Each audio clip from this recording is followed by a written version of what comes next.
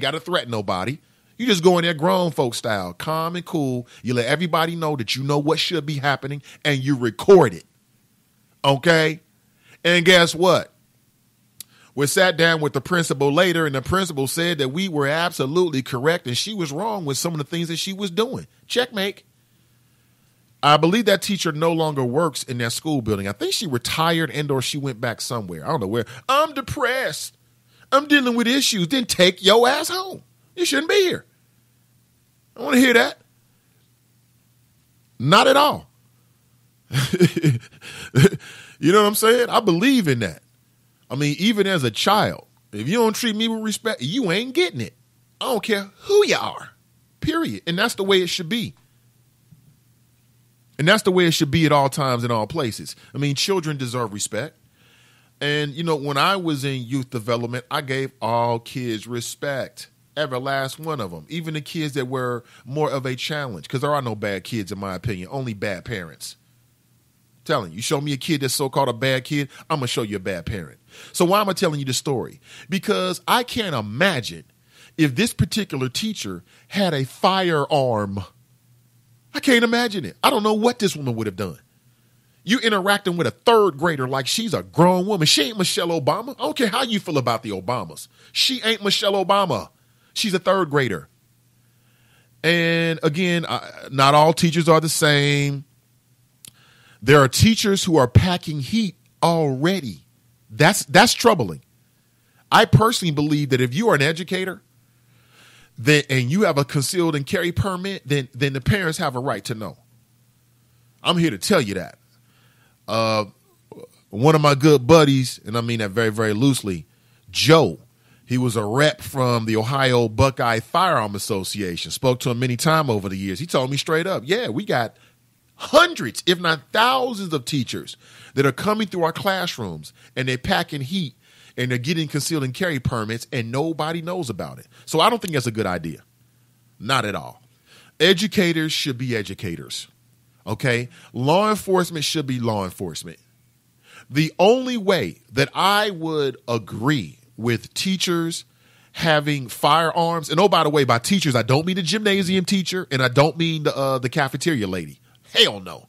Because those are too crazy. I don't know. It's just something about those positions, man. They just attract a certain mentality. Crazy. You know it. I speak the truth. I speak the truth. I don't know what it is about those positions. You go to any school building, it's just some issues. Head lunch lady and the gym teacher. I don't know what it is about those guys, those positions. But the only way I would ever agree to something like that in response to school shootings would be if, and again, I really can't even see it then, but the only way I would even consider it, I put it that way, is if those teachers went through the same type of firearm training that law enforcement officers do. And I'm talking about similar training because law enforcement officers are trained to respond to emergent situations. There's a big difference between the training that a law enforcement officer gets and then the training that you get if you are concealed and carry. It's a big difference. I mean, law enforcement is taught on how to deal with hostage situations. They're trained on this by people who have gone through it before. I mean, that's the reason why they're law enforcement.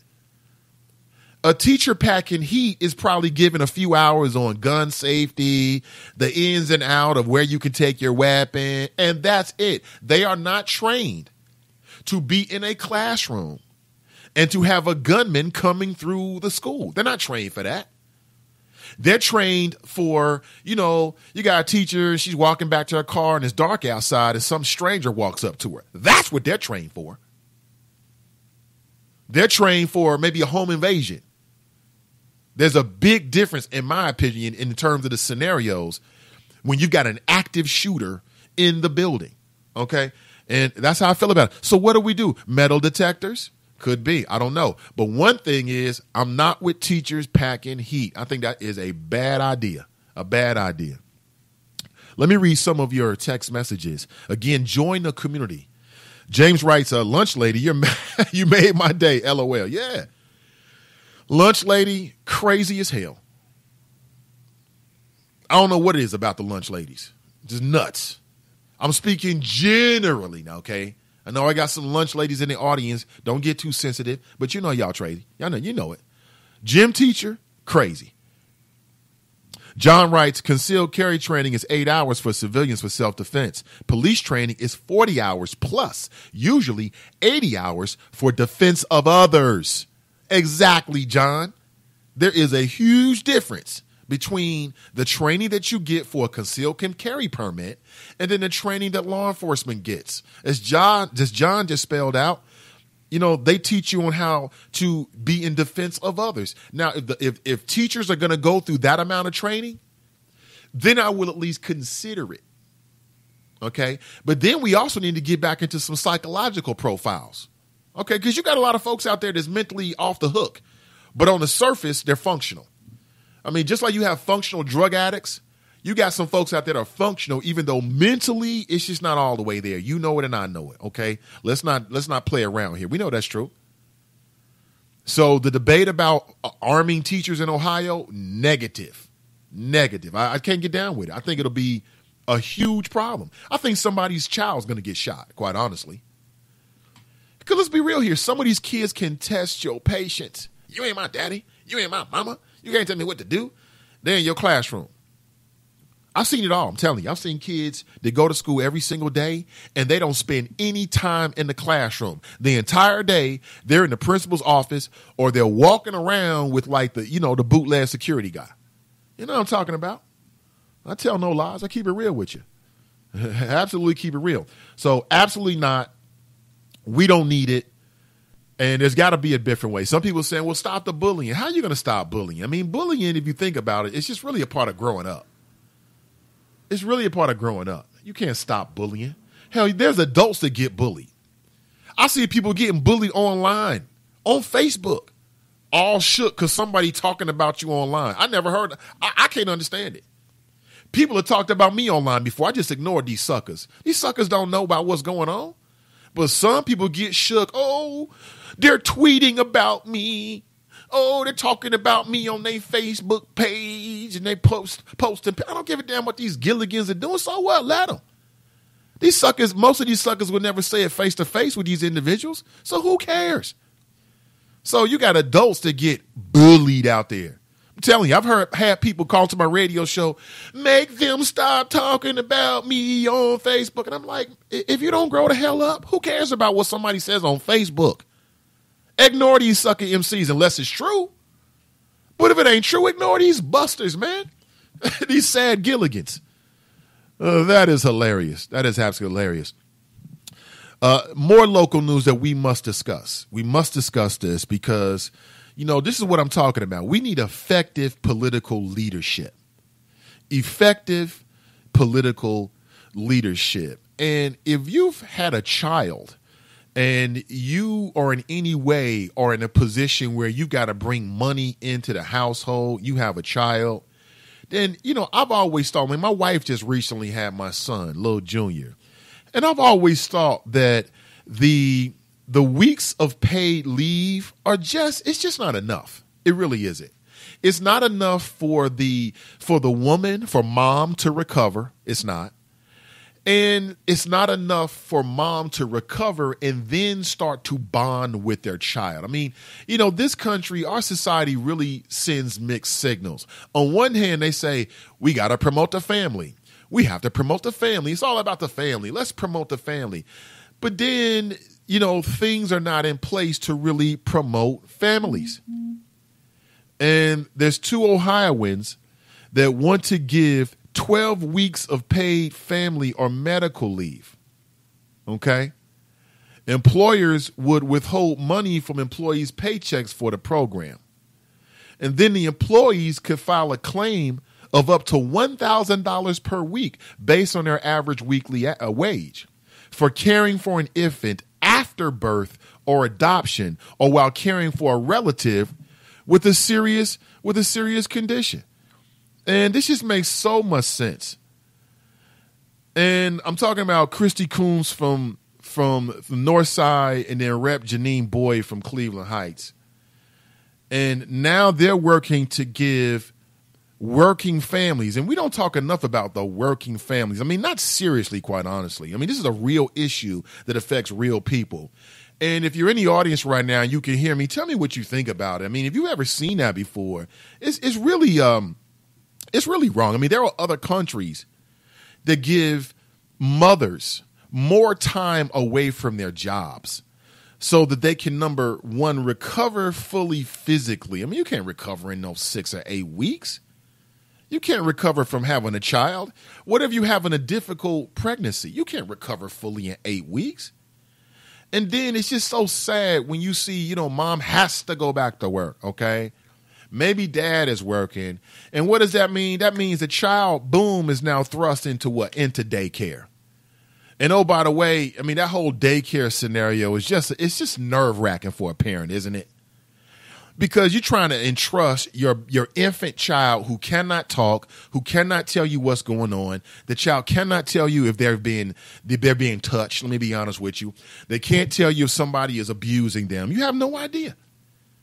And, the feeling of leaving your little infant baby with a total stranger, man, is just something that, I mean, if it has to happen, it has to happen.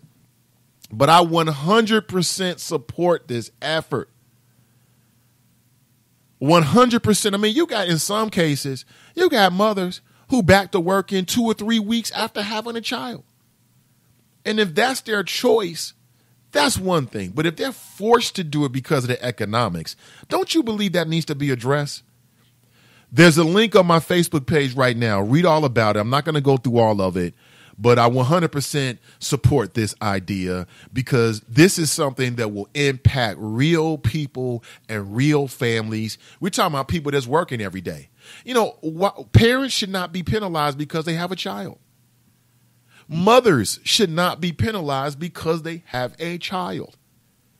Do we support families? Or is that just lip service because it makes certain people look good? You tell me. But again, the link is on my Facebook page right now. Check it out. Leave a comment. Tell me what you think. To me, I think this is absolutely a great idea. And there's people out there that need real help. Real help. But let me go back. I want to say good morning to all the folks in the chat room. Let me go through my the messages here and say good morning. I see Kelly made it in first. Kelly, good morning and welcome. Brent, Pat, Jerica, and oh, by the way, I don't know why, Jerica, why are you getting on me about the eye candy? Stacy Dash is eye candy. That's it. Okay?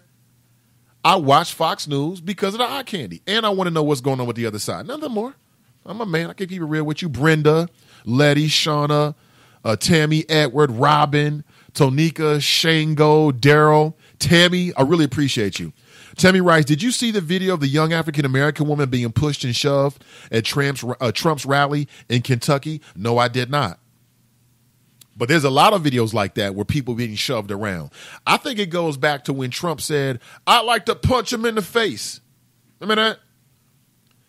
He was talking about a heckler, and he got upset. And he said, look, I'd like to punch that guy in his face. And I thought, wait a minute, could you imagine Barack Obama saying something like that?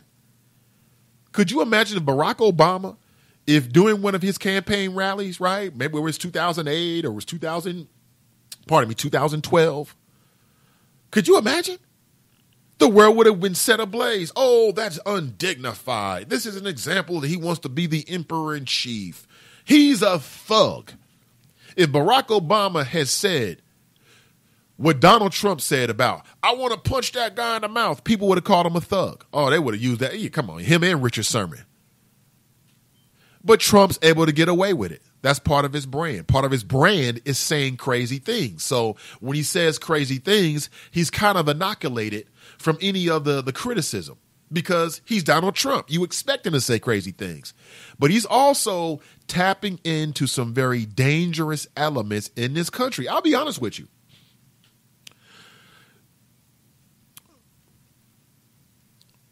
You know, I was going to say that I was surprised by the level of vitriol, animosity, and just straight up anger toward, non-white people in this country that we've seen since the elevation of Barack Obama to 1600 Pennsylvania. I was going to say that. But, and again, I've shared this with you before. I've had many different experiences. Okay, for many years, one of my hobbies was online gaming, Xbox Live. That's right. Find